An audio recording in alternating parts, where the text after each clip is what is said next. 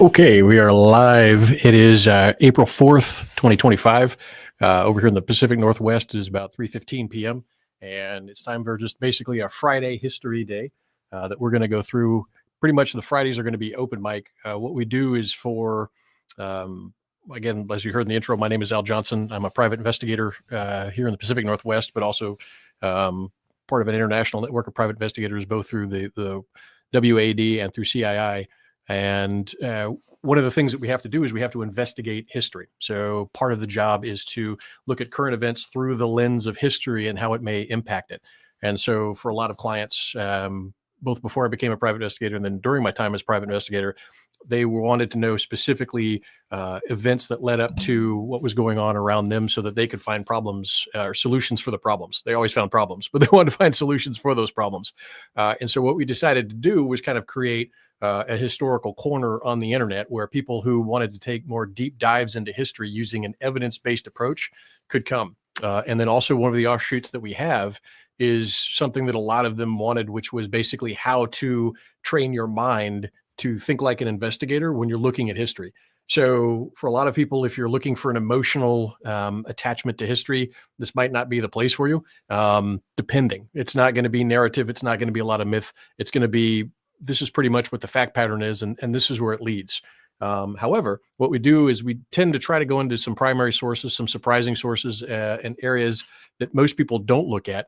And through that, then we have a lot of discoveries that come up, which we feel are quite surprising and helps a lot of people to look at the world in a certain way that makes it easier for them to navigate, or at least that's what they tell me. So they keep paying me, so that's fine. It must work for somebody. So today we'd like to go over, again, as I said, April 4th, 2025, this day in history. This comes from Britannica. Of course, as most people remember that are my age, 1968, Dr. Martin Luther King was assassinated in Memphis, Tennessee. And we're actually going to go through a little bit more about Memphis, Tennessee later in the podcast after we talk about the Fram2 space exploration and the original polar explorations by Fram1 with the Norwegian polar exploration teams. But we'll look a little bit more into Memphis and why that tends to be kind of a nexus, both in the past and it may end up being quite the nexus for the future.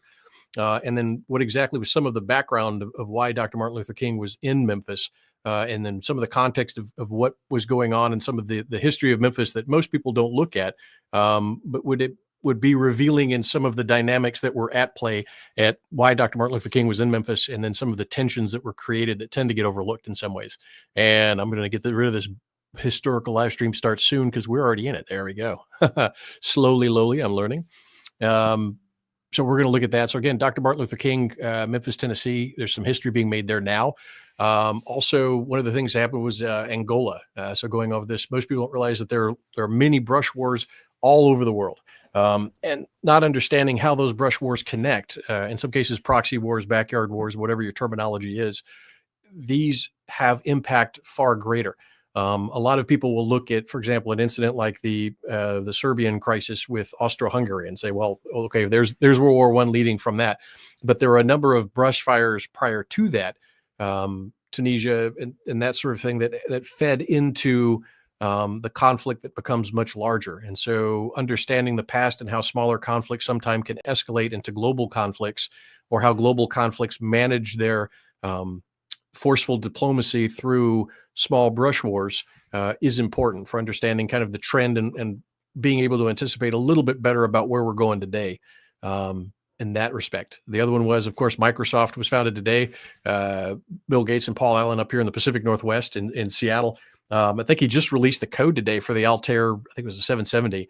So it was the old computer that you would have to do the dip switches on, the zeros and the ones, and you literally will flip a switch, and you had this huge programming code. So it'd be 01100 enter. You flip a switch to enter it, and then on tape it would actually run a little encoding mechanism. It encoded that program, and then it would run through.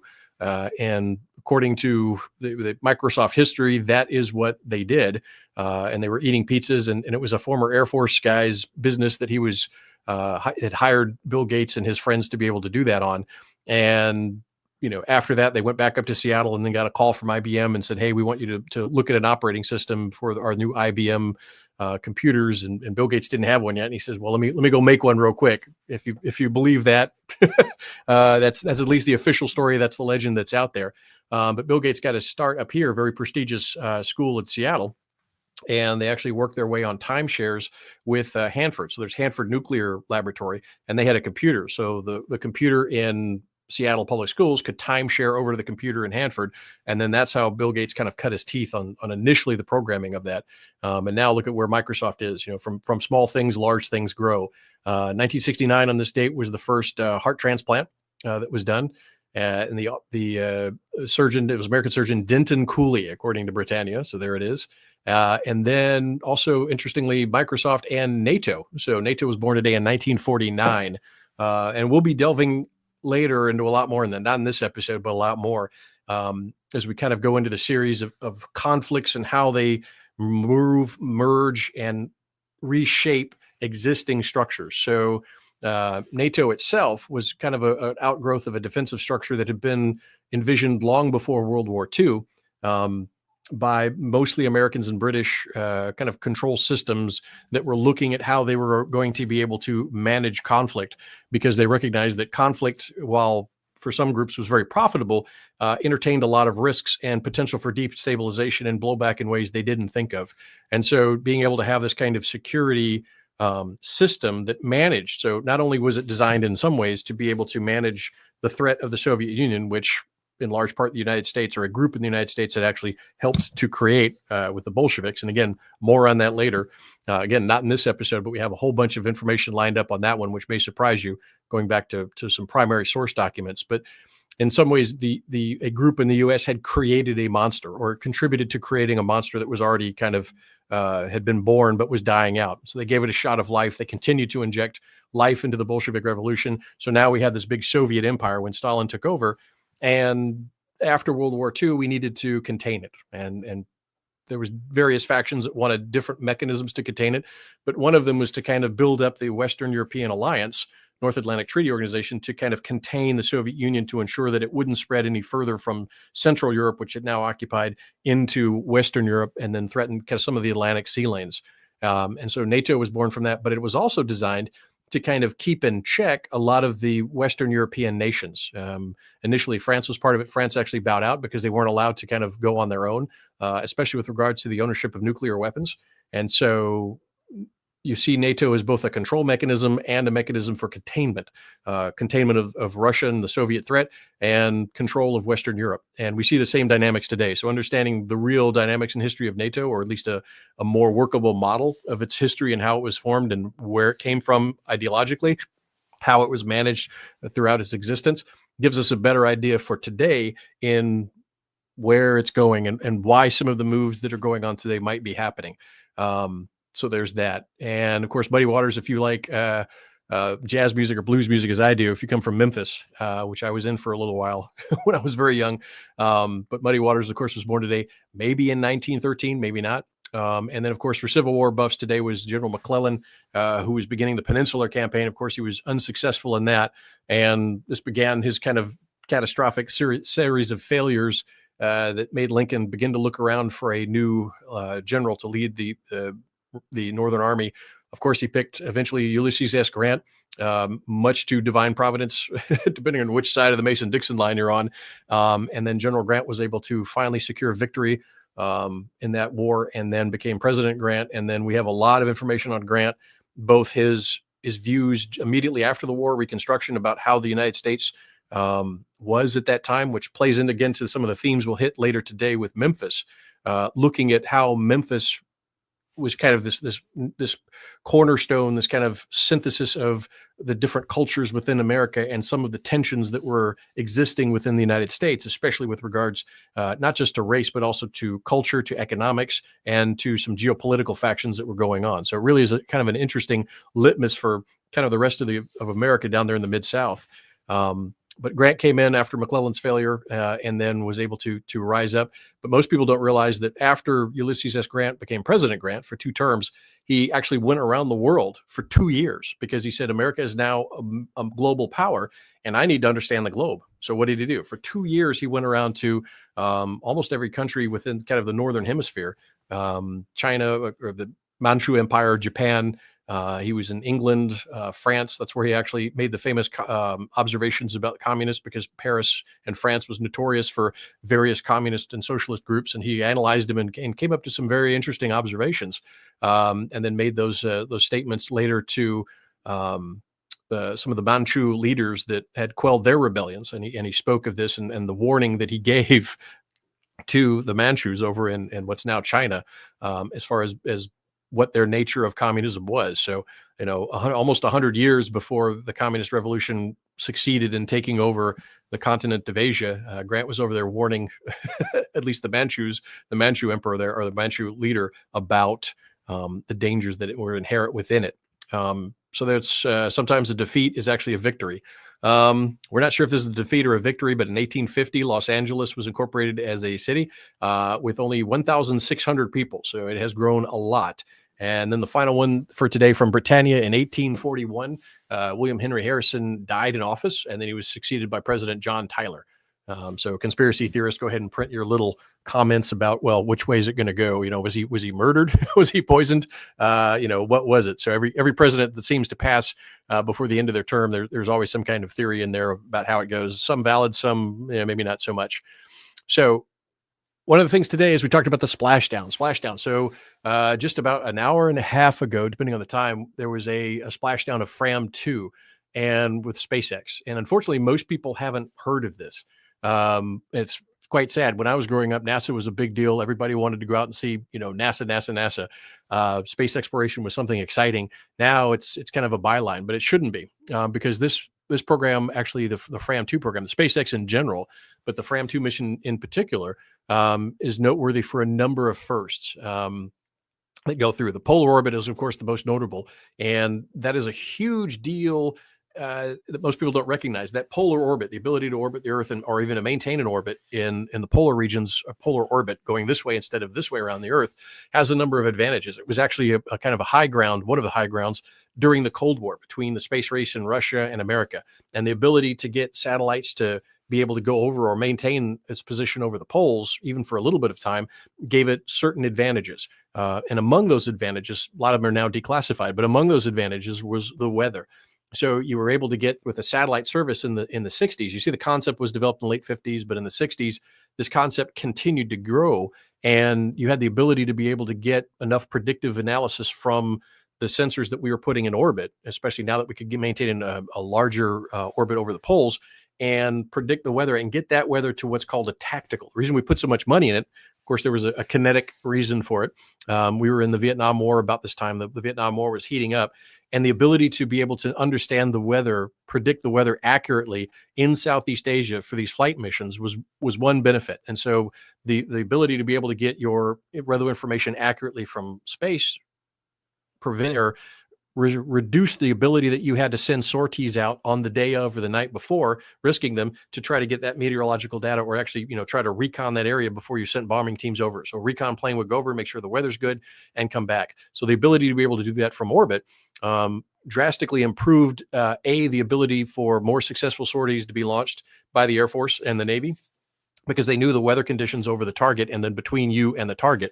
So this increased the safety for the American crews that were launching it, and the ability to be able to launch more successful missions and not waste a lot of resources. So orbit is a big, big deal. And America has returned to space, or actually the world, you should say, and America as well, has returned to space in a big way with SpaceX, the private space agency owned by Elon Musk. And Fram2 was something that was just launched to go over the pole. So it was the first time humans have ever gone over the poles. We've had satellites over the poles, as I just mentioned, but this is the first time that humans have ever gone in a polar orbit. And there was a crew of 4, and it was interesting because it was actually started by one person that said, hey, I like polar exploration. He was actually up in Scandinavian area, and he said that he wanted to, he was very interested in the poles. And the name of the mission, Fram2, harkens back to a Norwegian polar exploration ship called the Fram. I believe there was three polar exploration ships, the Fram being one of them. It was a very unique design. It was quite revolutionary for the day. Actually, it was a very successful polar exploration. I think it did 3. We'll look at here in a minute, 3 or 4 polar explorations. And he took the inspiration from that and he bought it. So his name was, make sure I get this right, Chun Wang, and he actually bought the platform. So imagine, it's unthinkable 20 years ago. Heck, it's unthinkable 10 years ago. But now he's a Bitcoin bazillionaire, and he buys this platform, and he gets some of his explorer friends and some of his friends, and he says, "Hey, let's go up and let's do some science." And they actually did 22 unique experiments on board during, I think it was a 4 or 5 day mission on board, and a lot of it was in bioscience. So there was some to do with the polar exploration going over, but there was actually a lot to do with exploring or doing tests on biology, on human biological systems, in order to understand space medicine, so that a long travel, let's say, to Mars, which is one of the goals of Elon Musk and SpaceX, is a little safer. And so we'll talk about here in a minute. Actually, let's go over to and see if we can pull that up. And you'll have to pardon me for a second because some of this is all new. So we're going to present. Let's see.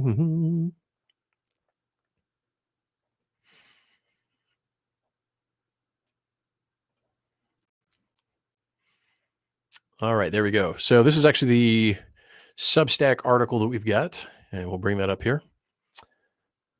There we go. So, whoops. Yeah, I'll bring it as much as I can. There we go.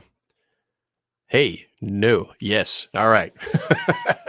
So this is the so there's the crew there, as you can see, and so Chun Wang right there in the second from the right, next to Rabia Roge, who's the first German woman in space. So there's another first. It's kind of hard to know which one to lead with. Is the polar orbit the one that you lead with, or is the first German female astronaut or astronautin the one you lead with? But both are exciting. Actually, everything on there is exciting to do that. But he was a Bitcoin bazillionaire and pretty much bought the platform and said, "Hey, let's go around the poles." And we're going to see a little bit more about him in a minute, because there were some interesting things that came up when we were trying to use Grok Ai, which is another thing that we'll talk about here as far as the crafting of how you investigate history. What tools can you use and what's reliable and what's not? AI, of course, is all in the news and everything. And that's one of the tools that we've been experimenting with. And we'll show you some of the results of that. It'll be quite interesting. But some of the interesting background on Chun Wang that came up on that. Janika Mikkelsen is another one. She was a filmographer. So she's been to the bottom of the ocean. Now she's been over the poles. Some fantastic visuals. You definitely want to go to her page and take a look at those. So she was breaking history all over the place. And then Eric Phillips is another polar explorer that was brought on board the team. He's from Australia. So that was pretty good. So one of the things that was interesting, and we'll talk about this is the ship here. So this is the Norwegian polar ship Fram, which means forward. And this had a number of innovations. I'll show you the website here in a second, but one of those things that it had was a unique hull. So the hull of the Fram was fantastic because they had to design it to withstand the crushing pressures of the ice. So it's not just a boat. It actually has to withstand the ice as it compacts during the winter and the fall of the winter in the Arctic, comes in and it begins to crush, and it can actually move and pull a boat underneath and grind and chew a boat up. The British had launched a number of expeditions to the Arctic and had failed a couple of them. There's an interesting, I think it's an Amazon or a Netflix series, The Horror, about one of them that gets trapped there for years. The Fram was actually designed to be a couple of years in the Arctic. And so it was a trade-off in design. So they had to look at both durability, navigability, right? It has to still be an ocean-going vessel, but it has to withstand the crushing pressures of the ice. And at the same time, house enough provisions and food and medicine and a crew to be able to maintain both the presence and then continue exploration in very, very hostile conditions that there's no precedent for. You have to kind of figure this out. A lot of it beforehand, some of it based on failed expeditions, some of it you're going to have to anticipate. One of the things it had was a kind of a wheel. It had a windmill on it so that could generate electricity for the lights on board because there's a lot of Arctic wind. So they're taking advantage of some of the local environmental conditions to be able to adapt the craft for more efficient human use. The whole design, definitely recommend looking at that. That's a multi-layer design. It actually had breakaway panels on it so that the ice would tear it away, but it would protect the main hull. Multiple layers, that both insulation and to protect it from the ice. Just fantastic. There's a lot of interesting history on the polar exploration from the Norwegians. So it's kind of exciting that Fram was being used again. I got a lot out of it by reading back that history. In fact, let's go ahead and go over to that. We're going to zip down here just a bit. There's little bios on everybody. There's the first German woman in space. So it's kind of funny because Werner von Braun was, one of the first pioneers in that. The Germans had, it's depending on which time it was, the lead in the space race, but then now have been set back decades, essentially, while the U.S., Russia, Japan, now even India, everybody's getting into the game on this. So it's kind of surprising that it took till 2025 for the first German woman to be able to go into space. So hopefully we'll be able to see a lot more of that in the future. That Germany can kind of contribute to the space industry and the space progress. So the two links at the bottom of the article here, this is on Substack as well as our website. This is the Fram Museum. This is on the history of polar orbiting meteorological satellites. So it's a really good history, actually. It's a National Reconnaissance Office. It goes to the deep dive on a lot of the declassified information about why the U.S. needed those polar orbits, what was gained out of it. So you look at what they call the Sino-Soviet landmass. So from the top down, you had a much better picture. You could see a lot more with one pass. And something that we forget today, because everybody has their little digital cameras that can take infinite number of film. In those days, they actually had a physical medium. So it was a limit to what you could expose on that physical medium. It was analog. And then they would read that through a sensor and then transmit that data back down to Earth. But it still required a physical medium to be able to develop, kind of like a film. And so it was limited in the number of, at some platforms in the beginning, it was limited in the number of images that it could take. So when you launched the platform up there, you had to maximize its use. You couldn't snap an infinite number of pictures as long as your power supply is there, like they can now. So keep that in mind, that it was very important to kind of maximize your visible reach at that point. And so it was very important for the National Reconnaissance Office to do that. So this is a really interesting history, a good deep dive into that. And so it's exciting that we've actually brought that back into the fore with this manned polar orbit that's kind of going back up in there. This is what I want to show you. This is the Norwegian Museum. This is actually really good. I wish the U.S. had more museums like this, but this goes over the Fram. And so everything I was talking about earlier with the hull design, some of the interesting innovations that they had on board, what they anticipated versus what they found, is there. And we're going to have to do this with space, or not we, but Elon Musk, NASA, everybody else that kind of joins in this new push to go back to the moon and go back to Mars and beyond, is going to have to look at how to innovate in environments that we are not familiar with, right? So you have to anticipate, you have to be adaptable. What are a lot of dual uses that you can do? And how do you utilize a lot of the resources where you land to be able to incorporate that in your design? So that's kind of exciting. Yep, there it is. It's 3. So I wasn't too far off. I'm not too old. There's 3 vessels, the polar ship Fram, Gjoa, and Maud. It goes a huge biography here. Let's see if we can open this up. Yep, there we go. Just a tremendous number of explorers that were going through into the Arctic, that age of exploration. So it's exciting to see that again. Now, there was a period of time where that just kind of went away. I think it was, I don't think it's good for humanity to kind of give up that curiosity and keep seeing what else is out there. So very exciting to see that. If you're able to go over, there's a media library. There's an excellent video in here. I don't think it's going to play through, but if you get a chance, go over there's a couple of videos in here somewhere. Just fantastic. And you'll see this museum. It's wonderful. I actually want to travel there. If we ever do, we'll definitely put it like a live stream on here from the museum, or, as much as we can from the museum, and just exciting. And you'll actually see the ship is inside the museum, and then they'll have videos of it, and you can see with the windmill turning how it was in operation, both sailing and then static. So pretty exciting on that one. So those are the 2 histories. Now, I mentioned before some of the 22. Oh, one more thing I want to do. So from the polar ship Fram, the team that went up did 22. Make sure I've got this right. Yes, during the mission, there was 22 research projects on this one. Now, this is just listening to some of these is actually really good, because I know NASA would go up with space shuttles. They had the space lab that's been up there, the International Space Station. There have been a number of platforms in space, but the ability of this one in a short period of time to really kind of focus and be flexible with what they were doing as far as experiments is, I think, one of the biggest draws or the biggest benefits that we've gotten from privatization of space. I know there was a lot of complaining, there's a lot of things going on, but the ability of SpaceX to be able to do this flexibility is good. And you'll see this in history. Now, this is one of the reasons that we like history, is because there are periods of time where a national effort is needed, and then there's a period of time where the privatization is a much better model. It advances the sciences and the technologies and the trades forward a lot more, and it adapts, right? In a rapidly progressing technological movement, sometimes, in many cases, the private model works better than a public model, or a hybridization of private public model works better than a purely public model or purely private model. The adaptability to whatever the mission is has proved itself much better. And if the government, gives a letter of marque, or it gives its authorization that this person can go forward, but the government isn't responsible for it, it's just, I give you authorization to go out and do things with the flag of Spain or with the flag of England on, and then the person assumes that liability.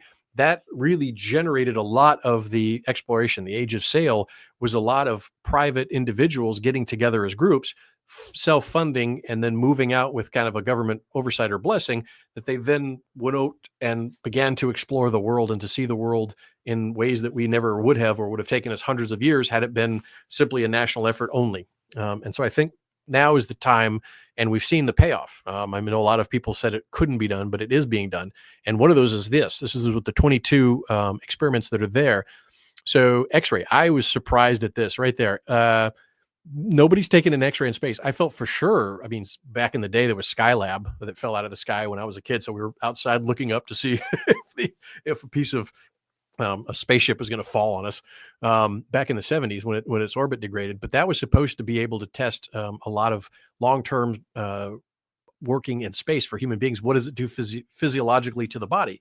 Zero gravity and all the other factors in space create stresses and strains in the body that we're just not used to in this terrestrial environment. And for a long-term period, you have to maintain kind of peak performance, even though your body physiologically is going through a huge change and a lot of stresses.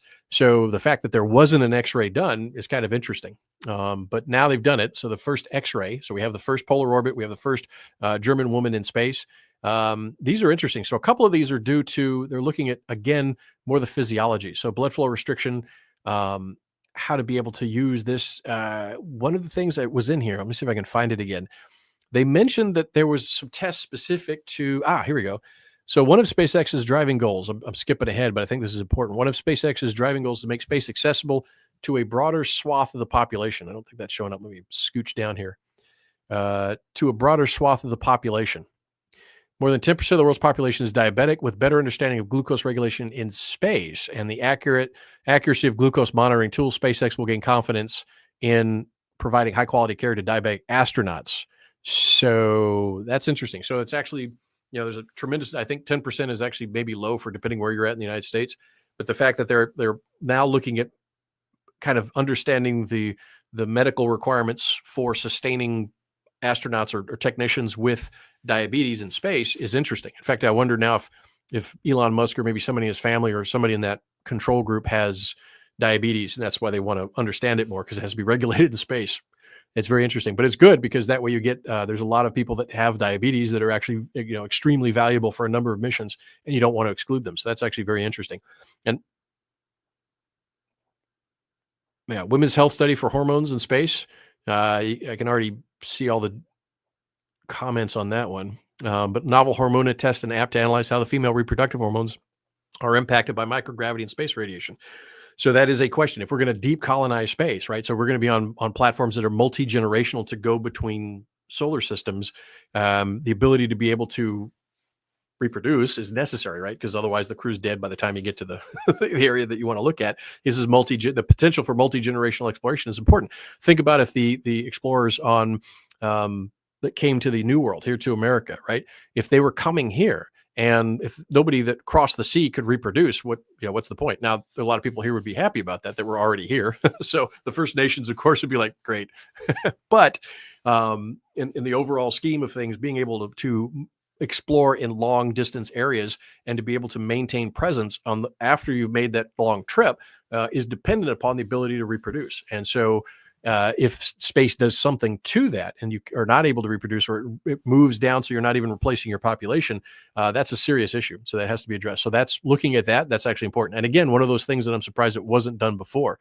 Microgravity on blood health, focusing on anemia, which is good. If you remember, we may go into this later, there's naval medicine, right? And so there was a whole thing about the British Navy was leading the way in medical science for many years because of the British Navy, because they had these kind of long distance journey that they had to do in various environments that the people weren't adapted to, with dietary restrictions and intake restrictions that were different. They had to eat what they couldn't eat, right? In other words, the word limey came from limes. You needed a lot of vitamin C, different vitamins to maintain your health over time, because you weren't getting certain vitamins, and your body had different requirements for the stresses and strains of long duration at sea in different environments. The same thing in space, perhaps even more so. And so the ability to understand maintenance of health of human beings in long-term operations in those type of different environments is absolutely critical. And again, I'm surprised this hasn't happened, but there's a historical precedent for it. Britain was able to lead the way. And if you were able to maintain healthy sailors on longer durations for longer periods of time, you have an advantage. Just take a look at what happened to the sailors that went from Russia all the way pretty much around the world, Cape of Good Hope, up into fight the Battle of Tsushima. They were already beaten physiologically before they went into combat against Admiral Togo and the Japanese. So the ability to maintain the physical fight or the physical ability to maintain your body's cohesion, as it were, and optimal performance levels mentally and physically on long durations is absolutely important. And there's a tremendous precedent for it within history. And again, you can look at more of these. This is kind of interesting. This comes from the Fram2. It's their own public release. Definitely go to their website. They've already splashed down now, so hopefully there'll be a lot more there. They've some pretty good Twitter handles to go over on. So that was interesting. Now, going over to this, if we could see that. All right. So this is actually, let me double check to make sure this is actually showing up. Going over to how we use Grok for this. So as I said in the beginning of this article, every article that we kind of use Grok to assist, we're going to do it. For about 2 months, we've been looking at Grok. Basically, how can AI be used to investigate, or as a tool to investigate? There's a lot of problems with AI. There's a lot of problems with human investigators. One of the things about think like an investigator in the historical craft or the historical studies is you have to suppress the emotional and increase the rational. That's the first thing that you have to do. You have to reduce your biases. You can never eliminate them, but you have to reduce them. And then you begin to look at history, and you have to differentiate source documents. You have to get into your mind, how it functions, and the person who's either writing or recording or talking about the event that they witnessed.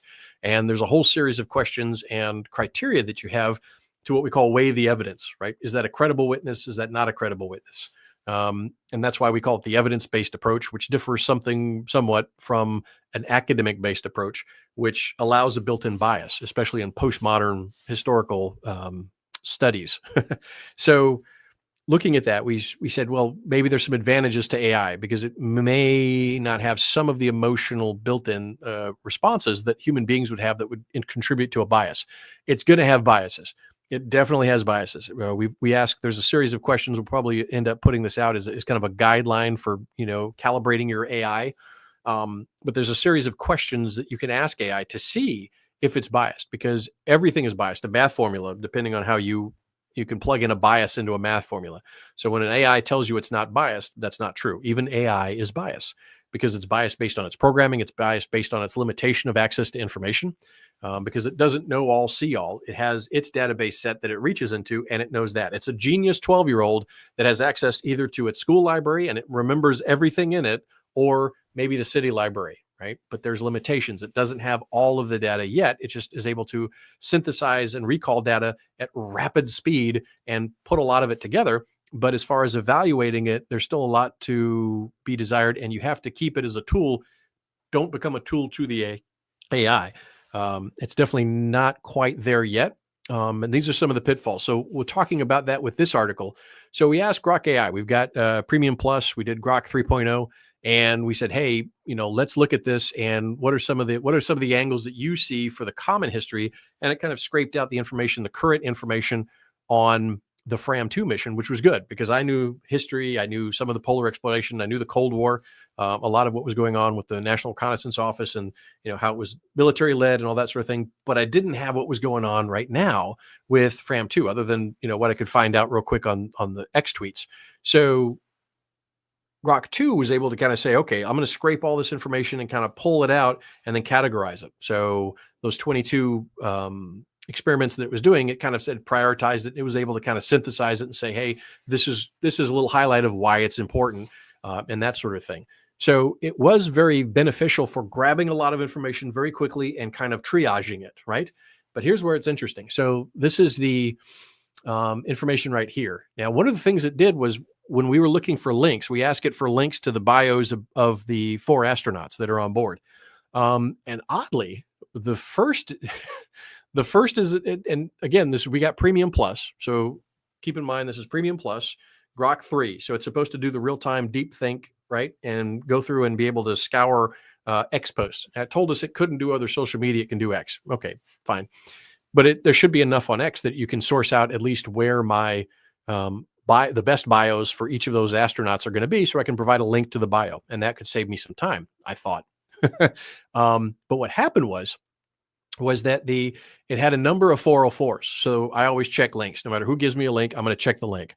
And so it gave me the links, and all of a sudden they came back 404 or it didn't exist. I thought that was odd. And one of them I put in, of course, I go to the Wayback Machine because I'm used to people trying to scrub the internet. And so you go to the Wayback Machine, and even that's starting to get scrubbed a little bit. And a couple of them didn't even exist. So going back and forth with Grok, I think we ended up with, let me look at this. I think it was like 6 or 7 dead links. And this is okay. And so I ask it, and this is what you always do. You always keep asking, just like an investigator, like you're training a new investigator. All right, well, why did you do that? Okay, what did you look at? What was the evaluation? What did it say? Right? So you question them because they can question themselves. And Grok Ai is very good at questioning itself once you kind of catch it, right? But if you don't catch it, haven't seen it catch itself yet. It doesn't really catch its own mistakes. So again, very eager 12-year-old child that's a genius that can look at all these books very quickly, and he's got it, but he's a 12-year-old. He will lie to you to make you happy, and he will make mistakes, but he's very eager to help you. And it's a good tool, and not eager, but he's programmed to be as useful as he can with a language that makes you feel good. So here it is. This is not the real time. So if you looked at it, I said Grok. So he says, I've cross-checked all 6 failed links in the Wayback Machine. So I told it what to do. So it didn't do the Wayback Machine. I said, as part of our protocol, you can set up your lens.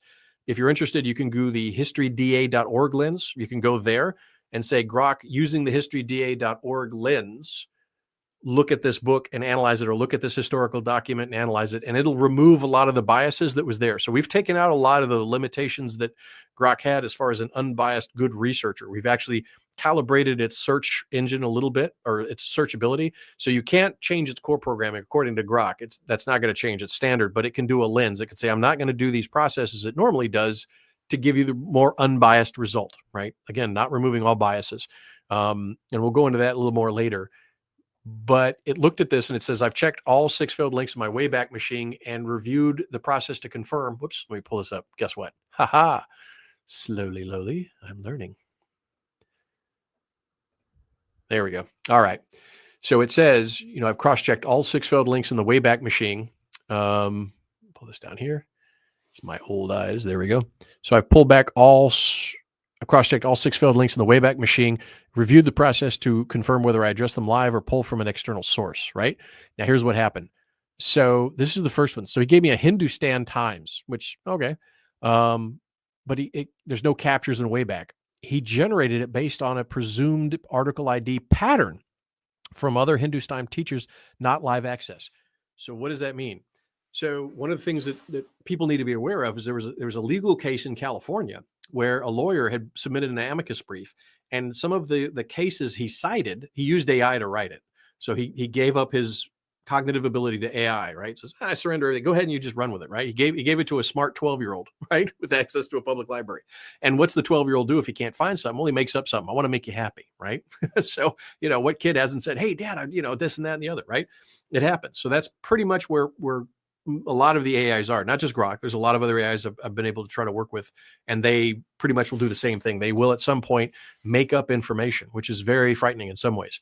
So, but I think it's part of the programming and how you have to deal with humans. You have to make things, you have to infer and create in order to have an interaction. But the problem is when you're looking for a document that must exist, and I just want empirical, this exists. It's not a feeling, it's not an emotion that you have to kind of conjecture on. This is real and tangible. I need this, information confirmed. it has to shift back and forth. So we're gonna test it some more. We just put that into the historyda.org protocol yesterday with Grok. We'll see if it lasts, or if it sticks. But again, the Hindustan Times. Now notice it says my error, risking a hallucination. Well, what it did was it predicted something, and it said I'm going to make something up. So literally, it says here's a pattern. I'm going to complete the pattern. So it didn't validate that this is actually an article. And so if I didn't check it and you put it out live, that article never existed.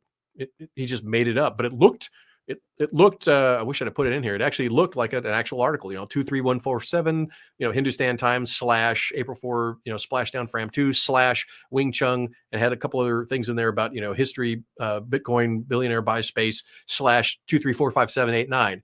So it looks like a real link. It matches that. But according to Grok AI, it made it up. And other AIs do that too. I've used Perplexity, ChatGPT, you name it. They're going to make it up. In fact, DeepSeek just makes up everything, like every history. So it makes it up worse. It's red.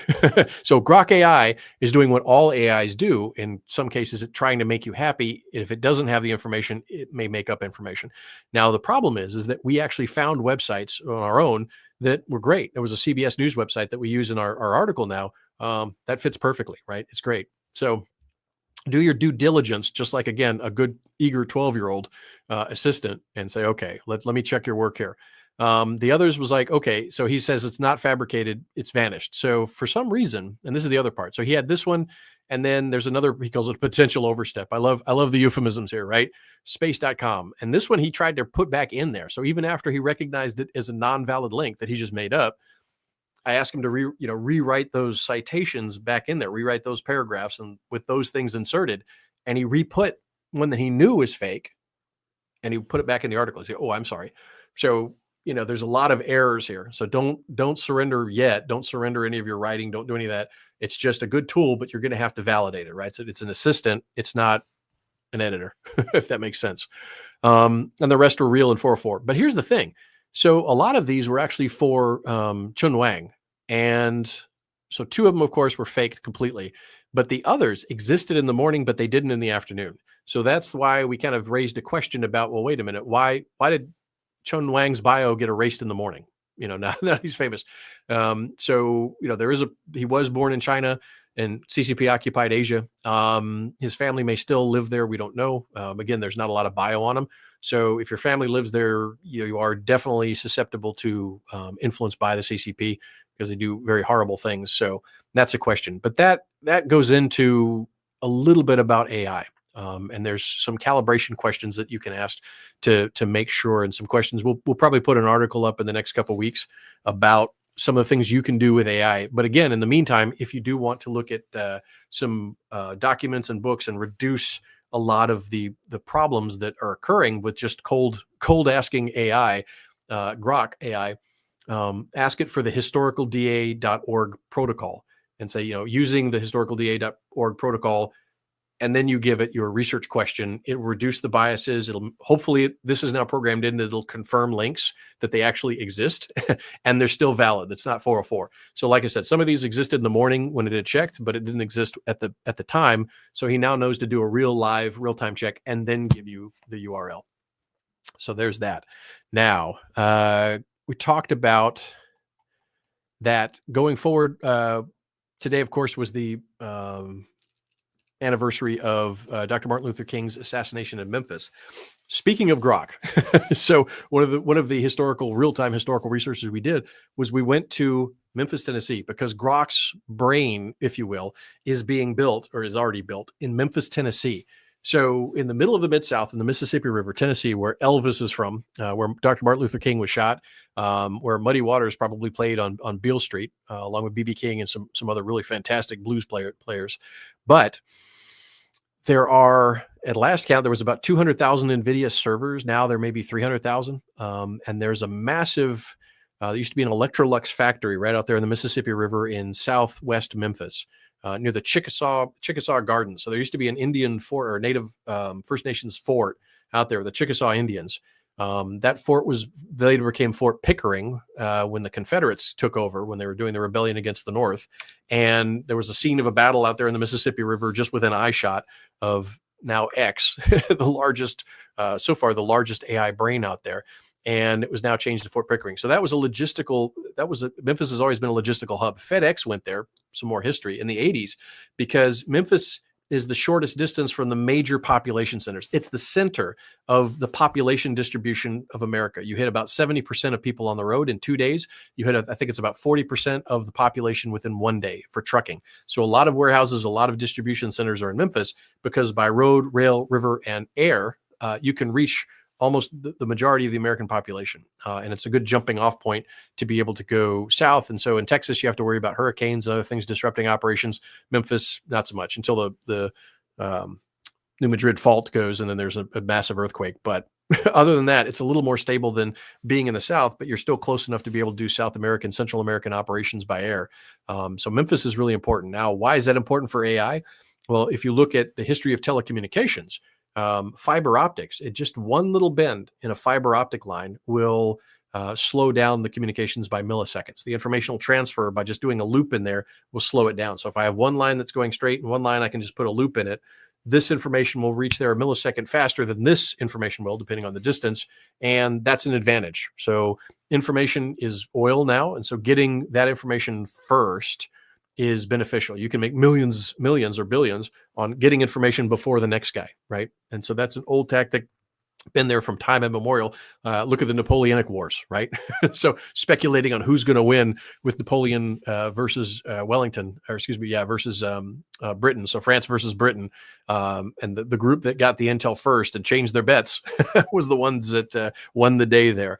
And so that's what Memphis is about, is because fiber optic lines running out of their information from AI will be able to gather information and distribute information a lot faster. The other thing is there's 3 known gigantic trunks that go out of Memphis, probably more, but 3 that we know of that run out of Memphis. Some of them go to Oklahoma City. Some of them go down to Dallas near Austin. And what's being built in Austin is kind of a mirror. So going back to what Elon Musk is building, not only is he sending planes in space, not only is he now having to defend cars all over the road from people that want to destroy them, but he's built a AI in Memphis, Tennessee, this giant brain with 200,000, probably 300,000 NVIDIA servers. He wants over 1 million servers there. And this is the brain for AI. And weirdly, he calls it Colossus. Now, those of you that like movie and media history, Colossus, of course, was a late 1960s, early 1970s.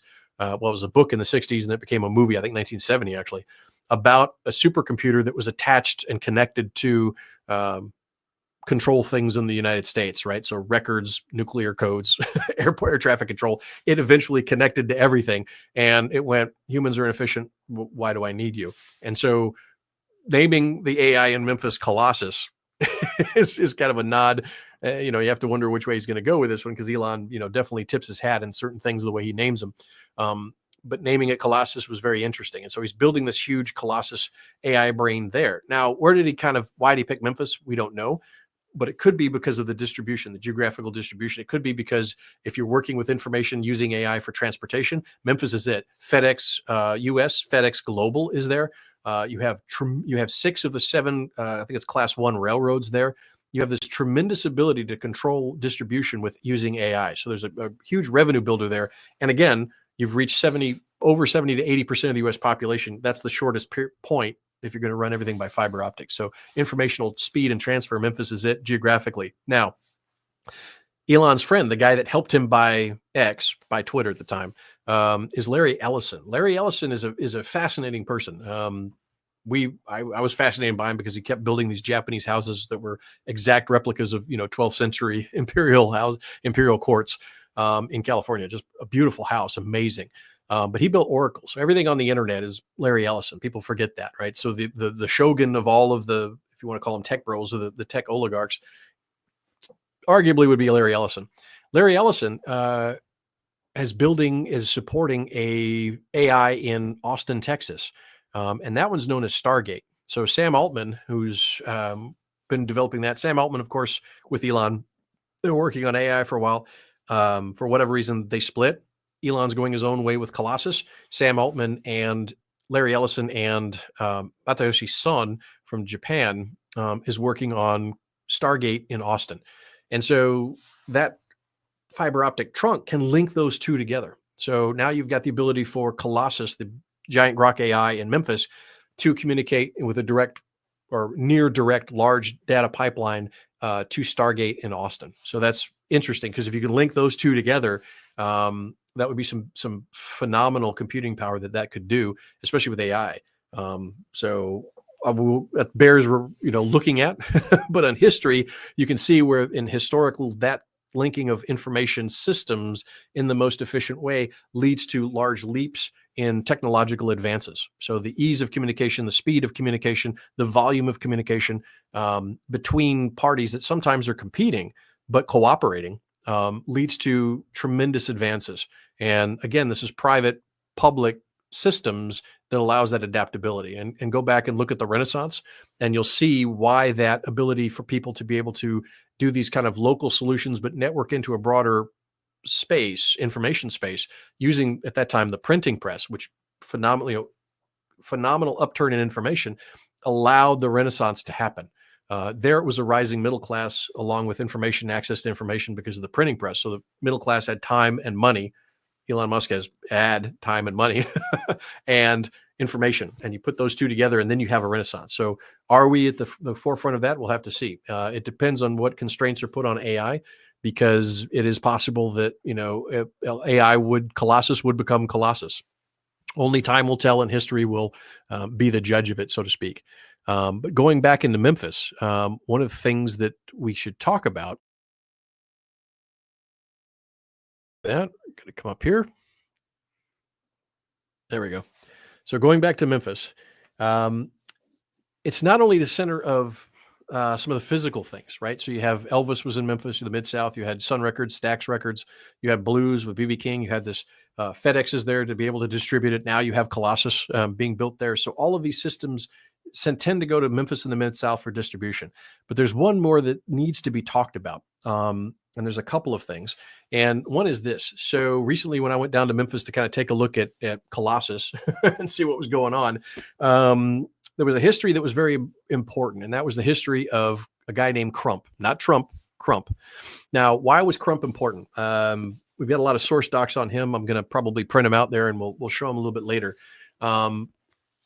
So for another podcast, maybe next week, we'll go more into the politics of Memphis and what was the deal. So what happened was Grant. We went back to talking about Grant. Grant, after the Civil War, there was Reconstruction. There was President Johnson. So Lincoln had a Democratic vice president, right? And it was a Northern Democrat. So when Lincoln was shot, President Democrat Johnson was now the president.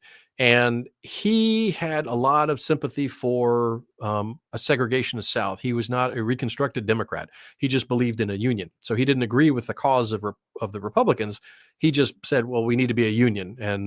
And so he did not enforce a return to the United States of the breakaway, let's call them the breakaway states. I was about to say breakaway republics, but the breakaway states. So the states that had seceded, to bring them back in, they had to recognize the Constitution of the United States, including the new emancipation. They had to recognize that as legal, and then they had to recognize the equality of Black Americans. And that was a very contentious point. So Johnson really didn't advance it.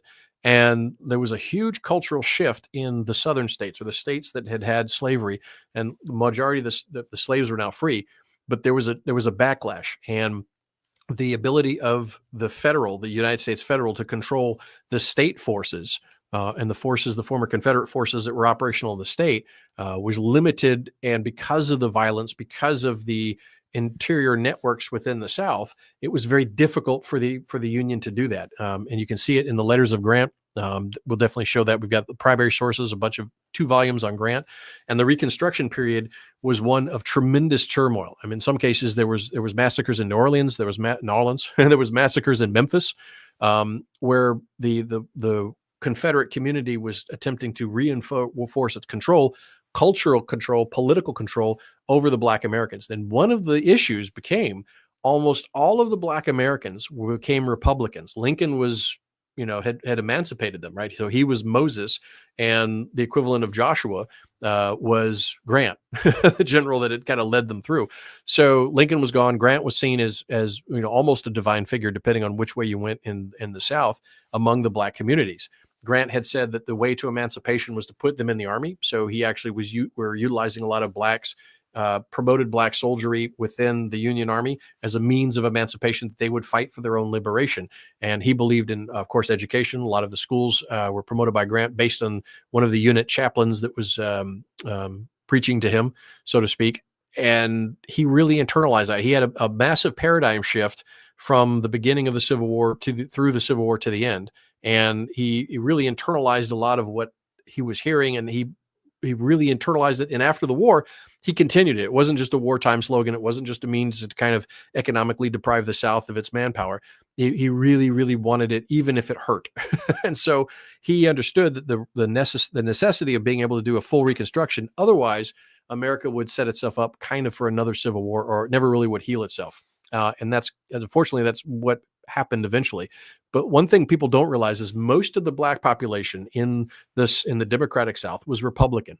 And what you had was, and what you have in many countries right now, is that there was a population that was seen as the outside population, and they were reproducing in larger rates than was the primary dominant population. So the blacks, Republicans, were out reproducing the white Democrats. And so in a short order, they knew that pretty soon they wouldn't be able to win any elections, right? Even at the population immediately after the Civil War, you still had some places like South Carolina and others, blacks were being voted into Congress. But this was going to take off. And so they did various laws, depending on what state you're in. They did different mechanisms to try to suppress the black vote, to try to disenfranchise the blacks that had been enfranchised at the end of the Civil War. So that dynamic was there. And so it was in the South, it was primarily white Democrats and black Republicans. And there was that tension. Martin Luther King himself, early on, was a Republican, right? So that's just what, if you were black. But how did that change? So in other words, when the black population, depending on the state and the county, when that black population was larger than the white population, how did in some areas the white Democrats maintain their primacy? How did they do that? In some cases, it was violence. In some cases, it was outright disenfranchisement of black Americans. But in some cases, it was actually, in one case in particular, in Memphis, Tennessee, there was a man, E.F. Crump. He had come from Mississippi, and it was absolutely fascinating. He came from Mississippi, and he said, we're going to do things a little bit differently. And what he did was he began to, in a structure, give blacks, black Republicans and white Republicans in Memphis, in the Mid-South, he gave them a political space. And what happened was, it was very interesting. So he was able to give, because in Tennessee, they didn't disenfranchise the black. The blacks could still vote, right? And they'd already gerrymandered as much as they could. But Crump said, okay, let's do it this way. Let's do a quid pro quo.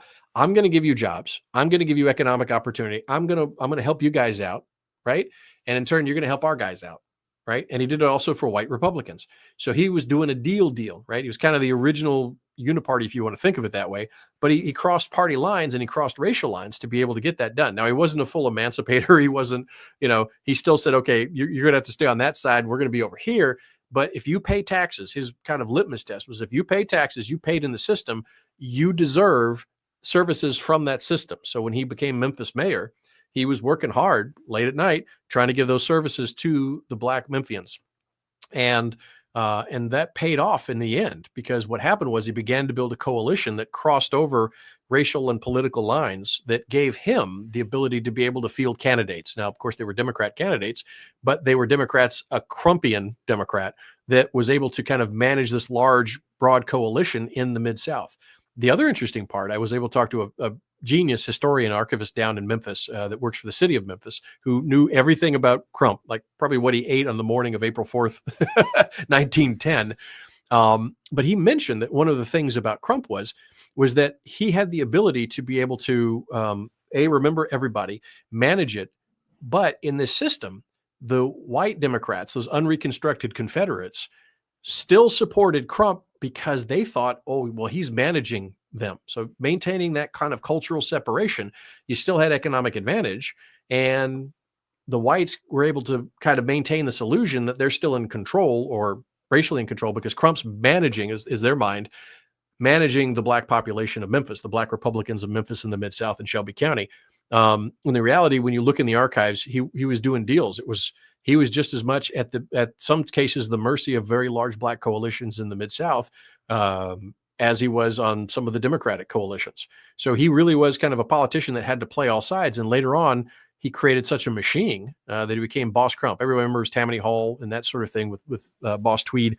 But with Crump, he created a at least as far as the records show, a non-corrupted, financially non-corrupted. He was investigated many times, but simply by quid pro quo. Okay, I'm going to do for you. You're going to do for you. I'm going to do for you. And he hustled and he worked very hard to be able to build that coalition. Now, the question is, and this is what the History DA is going to look into, was that the model then later used by FDR, which solidified on a national level a shift from blacks on the Republican side to blacks on the Democratic side, which was later almost solidified completely by Johnson and that sort of mechanism. So Crump's model, and again, not Trump, Crump, in Memphis, Tennessee, in the early 20th century, there's a lot of evidence that his model for how he was able to build this kind of broad coalition across political and racial lines to shift some of the black Republicans, stalwart black Republicans, over to at least supporting some of the Democratic candidates and policies that may have gone national. In 1936, FDR had actually called up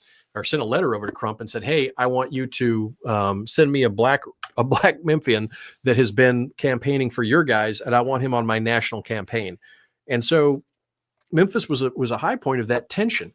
Now, what happened was when Crump went out of power, there was still tension within Memphis because Crump had given the sanitation workers and the street workers that primarily went to black Memphians. So those city contracts would go there. The firemen and the police were whites, and a lot of the Republicans would go into there. So you almost had somewhat a conservative police force or Republican police force and fire department. And then the black Republicans, they were doing the streets and the sanitation. Well, it was a sanitation workers strike that created the tensions where a black Republican came in, Martin Luther King, and was attempting to work and negotiate when he was killed, assassinated allegedly by James Ruby. But there is some evidence that might not be. We're kind of hoping that in those latest declassified files, something more might come out, James Earl Ray, not James Ruby, James Earl Ray. But we'll see. But that was in Memphis. And so those tensions were huge. The politics, because what Crump had built up in the Mid-South and Tennessee, and potentially for the Democratic Party, if Martin Luther King was able to kind of shift that, that would create entirely different voting demographic, and it would break some of the voting patterns. And so he became, in some ways, dangerous to certain politically enfranchised groups. Now, whether that was a reason or not, or it was just pure racism, that remains to be seen. Now, one more thing we're going to show. And to understand Memphis, to understand how, and one of the things that allowed this to happen in Memphis, Tennessee, was the black Republicans actually had a very robust system set up. There were doctors, PhDs, they were highly educated, a middle class, probably one of the largest middle class black communities was in Memphis, Tennessee. And so they had this professionalism that allowed them to do it. Now, at the same time, you had a place called Boxtown. We might go into that later. You could definitely look it up, Boxtown in Memphis. And up until the 70s, some neighborhoods there didn't have water or electricity. They had to go out for a well. The electricity was non-existent. They lived as they lived in 1860, right? So McClellan going through there, or the soldiers garrisoning Fort Pickering would recognize that as a shantytown. In the 1970s, it was still a shantytown, and it was still dirt poor, and it was all black. So you had your wealthy blacks, you had your poor blacks, you had everything in between in Memphis, Tennessee. And again, that kind of nexus. But what happened to create this demographic was a large middle class black demographic that had gained in certain areas because of, oddly and interestingly enough, yellow fever. Now, we just went through a COVID pandemic, 5 years ago, and there was a lot of panic on it, but the casualties from the COVID wasn't that high. And what I want to show is something about primary sources. So let's talk about primary sources real quick. One of the things about primary sources that we have to understand is, let's go over to Caesar. A lot of books will omit things simply because of time or understanding. So the more that you can go directly to a primary source or a source that's closest to the time in question, the better. So if you're studying pandemics now and forward, it's the authors, whether they know it or not, are going to be colored by the perception that they have gained from the 2020 COVID pandemic. Those emotional experiences will bias their researching and their writing. Now, they may mitigate it, they may do away with it, but a lot of the issues that really are only relevant, so to speak, to 2020 and COVID, those lessons will be interjected in older ones. This is a fantastic book. Let me put my gloves on here. And this will be the final thing we'll talk about, and then we will leave it for Friday, and hopefully everybody enjoys their weekend. But this is the History of Yellow Fever Epidemic, 1878, from Memphis, Tennessee. Now, I'm going to say one thing. Put my little Mickey Mouse gloves on here. Sometimes older books are much better than modern books. I have seen that time and again, that the ability to research, to put the due diligence, to put the information into older books is much, much better than modern books. So this is 1878. This is Memphis. It's a record of just Memphis's experience with the yellow fever. So, we're not even talking, Nashville. We're not going anywhere outside that. We're talking Memphis, Tennessee. It is an original, and I really need to start working on doing this more. But it talks about the yellow fever epidemic in 1878. This depopulated Memphis. Now, remember, in the 1870s, they did not understand that yellow fever was carried by the mosquito. Yellow fever, malaria, they didn't understand the vector came from mosquitoes. They believed, as most of Europe believed, that yellow fever was done by the same as malaria, that it was bad air, that it was unsafe conditions in the air, and so they didn't treat it correctly, and so that's, as a consequence of that, the disease would spread, the vector would spread pretty much uncontained. The same happened in Panama. In fact, it was these outbreaks of malaria and yellow fever in the south of the United States that created the ability for Dr. Gorgas to go down to Panama and to eradicate. So he actually did it in Cuba first, because we invaded Cuba. We got Cuba from the Spanish. And while we were colonizing it, of course, we ran into yellow fever and a lot of the tropical diseases, yellow fever, malaria. And Gorgas was taking the information that he got and went forward with it and said, hey, I think mosquitoes are the vector for this disease. And then he eradicated it. But that's in the 1890s. And then when we took over the Panama Canal, 1903, 1904, he took his experience from Cuba, came forward to Panama, and most of the people didn't believe him. They still hadn't been convinced, even though he eradicated it. It was a new revolutionary method, get rid of the mosquitoes and you get rid of the disease. And he'd done it in Cuba. They still didn't believe him by the time he got to Panama. So he had to fight like hell in Panama, but eventually he won. And then the casualties in Panama were reduced, not even close to 33,000. I don't know where the heck that number came from. If you're looking at a Trump tweet, that's ridiculous. There was about 5,000 casualties for the United States during our period in building it. The French had more. They had about 22, depending on who you ask, 22 to 26,000. The United States, about 5,000 total. And that was from everything. That wasn't just yellow fever or malaria. That was, pneumonia, accidents, that sort of thing, drunkenness. But these are the casualties. So it's fascinating because they go into detail. And so looking at what happened, there was two things that occurred. One was a massive exodus. So the people that could get out left Memphis, and a lot of them had been some from the north. And so a lot of them moved back to the north. So you depopulated Memphis, and they took with them a lot of the economic ability for Memphis to move forward. There had actually been a large, prior to this, the North had moved down, settled into Memphis. There was a large German American population in Memphis, and they left. They went back up north, and they took with them a lot of the higher culture. I'll use the word higher culture that was in Memphis. The Memphis Philharmonic Orchestra was bereft of players and a conductor for many years after the yellow fever epidemic, because most of the German Americans had left Memphis. There was still a core group there, but enough had left that it reduced the ability for things like the orchestra, for a lot of the philanthropic arts to thrive in Memphis. So Memphis actually took a step back. It reduced itself after the yellow fever epidemic. The other thing it did is overall it reduced the white population. So in that vacuum, a lot of the black population was able to move up, and after the yellow fever epidemic, to gain some economic opportunity that they didn't have before. They were filling in the gaps. Now, eventually they had to move out of certain areas, but it was the ability to be able to move up economically. And so that oddly was able to increase the black middle class within Memphis, because they were able to fill a vacuum created by a sudden abandonment of a lot of the white population and a lot of the more middle and upper class population that just simply left.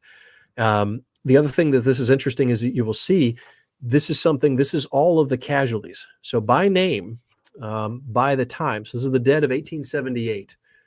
So a great document, because this again is written by the doctors, a consortium of doctors. And this is the dead of 1878 in Memphis, August 16th. And it goes down for the actual date, the date that they were found dead. Many people were found in their home, so they had to guess at a date of death, and then where they were located, because they were trying to trace the victor. So it's interesting, if you grew up in Memphis, that you could see some of the streets that, you either rode your bike on, or, that's where you kind of would hang out with your friends, or, your favorite store was on it. But these are fantastic look at who was in Memphis, who passed away in Memphis. So for genealogy, for a lot of deep dives into that, you can see, and you can just see the tremendous number of people. Remember, in 1850, Los Angeles was incorporated with only 1,600 people. Memphis almost halved its population. Many left, but as you can see here, many passed away. And so this is a fantastic resource. Again, old books, because they put the level of detail. We don't have this for COVID. In fact, I was looking up as part of my private investigator job, we were trying to locate a missing persons to see if they had been deceased. And because a lot of the newspapers are gone, it used to be you could go to a newspaper, go to the obituary section of the newspaper, and you could find it. A lot of communities no longer have newspapers, so you can't get an obituary for some of the smaller towns. It just doesn't exist. And so we've actually, despite the ability for more recording of information digitally in a rapid fashion, transmission, storage, we actually are reducing, in some ways, useful and pertinent information. We've got a bazillion dance videos out there, but we don't have, for example, a list that's easily accessible about, okay, these were the people that passed during COVID. This is where they were, to be able to track it for information purposes. Now, there's other things at play. There's, privacy laws, there's all that sort of thing. But this is one example. For battle, it's the other example. So I have another one from the Spanish-American War in 1901, and it goes into even more detail than this about, minutia and detail about the campaign. And we don't have that for the current battle. I mean, you can't even get some information about what happened in 2005 because it's on a 3¼ inch floppy disk in Lotus Notes. That information's gone. So the ability of print and paper sometimes lasts longer than digital recording. These are Memphians that died abroad. So this is even the Memphis who died while refugees from home during the epidemic, the date of whose death we have been unable to obtain. So even that, they're getting the Memphians that may have left, but they caught the disease and they died while being refugees, or they caught the disease from a vector that came in the area they were actually escaping to. And again, that level of detail is missing in so many others. Now we tend to see, so Bartlett's near there, Germantown. Yep, there's Germantown there. And so you get to see in even some of these communities around Memphis at that time, in Shelby County, who was being affected by this. Goes down to Mississippi, Grenada, there's Kentucky. So now you have more of that area around the Mid-South that they were able to, the information that they were able to do. Of course, it doesn't, for outside of Memphis, it doesn't have exactly where they passed away, but it at least has their city and then that sort of thing. So even who was on the railroad companies, they were moving through there. So we're able to get that. Telegraph operators who died in Memphis. It's kind of interesting that they would separate that. And then it goes into quarantine and sanitation. So it's very detailed about the methods that they would take, why they did those methods, where they learned those methods, the history of the methods that they did, and comparing this and the analysis and the approach this way that they publicly put out. They put it in a book for everyone to read, including professionals, not just professionals, but everybody could get a hold of this. The ability for this to go out versus now compare and contrast this to the COVID response. And I would say, I hate to use the word, we're less civilized now, but it seems that we are less civilized and coordinated and cohesive in our response than we are over 100 years ago. So list of unacclimated volunteer physicians. So everybody, the Samaritans, the philanthropists, of course, there was a Catholic charity, Catholic groups that were there. There was a nuns that volunteered to be nurses. And of course, a lot of the people that came forward to aid medically, unfortunately passed as well. Because again, during this entire pandemic or this entire yellow fever epidemic, they did not know that it was the mosquitoes that was carrying that and was killing them. The Masons, there's Masonic relief abroad. So different groups, different lodges. So social organizations, for example, the Masons, you may not understand, but in those days they didn't have a lot of, there wasn't federal relief. There wasn't even state relief in a lot of places. So the communities self-organized to be able to provide services that now we just gave for granted with the International Red Cross or FEMA, but these are the Masonic bulletin reliefs. So these are the religious societies, beneficiary orders, and individuals who cooperated with the Howard Association and the Citizens Relief Committee in attending to and providing for the sick and the needy during the epidemic of 1878 in Memphis and the vicinity. And so this is a report of the Memphis Masonic Relief Board. And so, what they're able to work in Memphis and the Mid-South. And then it goes through. So the DeSoto Lodge, you've got the Layla Scott Lodge, 289. So even for Masonic or Lodge history, you can do that. And here's the donations of the Board of Relief. So who gave, and then where they were from. So they had donations from pretty much all over. You get a lot of, there's even a Kansas, Tennessee, you've got Georgia, Ohio, and the Hebrew Hospital. So the Jewish community in Memphis has been there for quite a long time. They came over mostly with the German immigrants. It's one thing that people don't realize. Before the 1930s, there was the biggest country that had the most integration for Jews was Germany. That was the most integrated. The biggest number was America and Russia, but they were not integrated. So the Jews were most integrated within Germany. And so a lot of the Jewish immigrants that came over were integrated in with the German immigrants, and a lot of Americans or non-Jews and non-Germans couldn't differentiate. So they would look and they would say, well, that person is that. And again, back then, depending where you would go, they didn't say Jewish, they said the Hebrew faith. So that's why you see that the Hebrew Hospital Association or those that worship the Hebraic faith donated. So understanding terminology changes over time. So it's quite interesting, but it goes through, again, every organization that was there, the Catholics, the Jews, the Masons, everyone worked together. It sounds like a Klan's hit list that they want to wipe out: the Jews, the Catholics, and the Masons. French residents, Knights of Pythias, Ancient Order of the United Workmen, branch of the Louisville, Nashville Railroad. Railroads were huge back then. People forget railroads were just massive industrial movers and shakers back in those days. The report of the telegraphers, military. So where the military was able to kind of come in and help, McClellan Guards. We talked about McClellan. So there was actually McClellan Guards, Bluff City Grays, kind of a nod probably to Confederates. they did that. Buff City Grays, McClellan Guards. That's the first time I've seen that. That's interesting. So you almost wonder, well, officers, these are the members who died while they were providing service. Zouave Guards. It could have been from, remember the Louisiana during the, there was New York Zouaves, but there was also Louisiana. They had the Tigers with Tiger Artillery, but they also had Zouaves in Louisiana during the Civil War. So it's interesting that Zouaves kind of lasted until 1878, or that style. The press, so the appeal office, so the press that was present, helping, and then passed. So again, this level of detail, and I will probably start to scan this level of detail is missing in most current books that attempt to kind of categorize something. It's more of a sales thing rather than a documentation. So if you are able to go to some of those older books and really take a look at them. If anybody wants more information on that, we'll definitely have that available and be able to look into that. But again, going back to those source documents and things that we don't think about now. So again, someone that's working history or doing a research on history in that time period has to understand the social dynamics, the organizational structures. Some were similar, but a lot was different. There wasn't a federal response. There wasn't, in many cases, a state response. A lot of communities self-organized.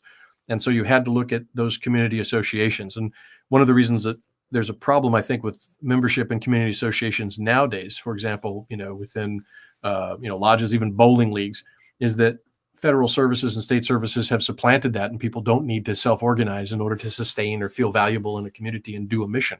That's handled by somebody else. So community involvement's gone away, but you can definitely see that, people put their life on the line and died to assist others in the structure of their organization. So they had an organization that would support, could provide financial and comfort aid, material aid, and then be able to be used and coordinated with this doctor group that was being able to do. So it was a whole of community approach that was somewhat missing, even though it was mouthed in the 2020 COVID. So anybody writing from 2020 COVID is going to see a very different paradigm in many ways with the 1878 yellow fever epidemic. A lot that's the same, but some of the social functions, the social organizations is different. Again, not the federal top down, but more of the community bottom up response. And I think there's a lot of lessons learned from that. And the biggest lesson for me in that whole thing is, of course, that there's much more organization, there's much more information in the older books than in modern tomes, unfortunately. So, well, that does it for today. A lot to talk about. Again, congratulations to the Fram2 that splashed down, made history, and a lot of things. Congratulations to the first German female in space, astronautin. Congratulations to SpaceX and all the travelers that are there safe. And hopefully the data that they've gotten will enable us to be able to go to Mars and write more history as we go. And they've kind of taken the torch from the Norwegian polar explorers on the Fram1, or the original Fram, and the other polar exploration ships that were able to do a lot of innovation and cross a frontier that was a hostile and an alien world, which was the Arctic in those days. But studying their lessons, understanding their systems, their structures, their thought processes and approaches to problems is going to be important as we reach forward into the stars. So with that, we're going to go ahead and call it a night. Have a good Friday and enjoy. Thanks again for watching, and we'll let us know what you want. We'll probably put some more information in there. We are an open society, so if anybody wants to join the Historical Detective Agency, feel free. If you'd like your kids to go through Think Like a Detective course, we have a Think Like a Detective course where we teach you an evidence-based approach that you can use for not only history, but any other thing. We use it for investigations. We apply the same investigative methodology toward history, and then how we are able to approach a topic or a project or a research project. And we teach that to the kids. And that's something we've noticed that's severely lacking in school, the critical ability to think and to problem solve or to evaluate evidence, collect evidence, and then present evidence is gone because there's too much emotion filed into a lot of things that kids are taught. They're taught to react versus they're taught to think, to assess, to process, and to do due diligence. And part of that is, unfortunately, AI. AI can be a great tool if used properly. Don't be a tool for AI. Make sure that you have the ability to audit AI. It's a great helper. It's a great time saver, but you're going to have to watch it. It's a very excitable but intelligent 12-year-old child that really wants to help. And then right now, that could change in a week with the way things are going with Colossus and Memphis, and maybe Stargate. And if those two get together, okay, maybe at that time. But right now, it's not there. But it is useful in many functions for historical research, but don't let it take over. And with that, that's it for today. Have a great weekend, and signing off.